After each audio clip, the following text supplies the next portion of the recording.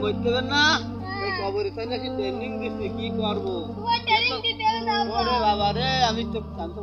কবরে যাইতে হবে আজও মরতে হবে কালও মরতে হবে বুঝছিস তোরা মানে ওর কান্দি এটা ওই কান্দাটা কি কান্দি নিচ্ছি হ্যাঁ এই তুই তোর দুই বিঘি জমি দিস না আমি তোমার সাথে তো 10 বিঘি জমি গেলাম আমি মনে কর মারবো তার ট্রেনিং দিতে আসি বুঝার দাদারা এই 2 বছর শুয়ে থাকতে পারি আল্লাহ তো আজও নিয়ে নেবে কালও দুনিয়াতে নিয়ে নেবে আমাকে বাঁচার উপায় নেই আমরা আল্লাহকে ধরা খাবা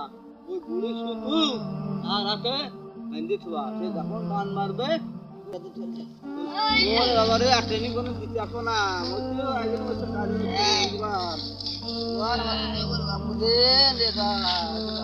আয় আল্লাহ আমার গুনার খবর তুমি জানার পরে তুমি আমার খানা বন্ধ করো নাই বাতাস বন্ধ করো নাই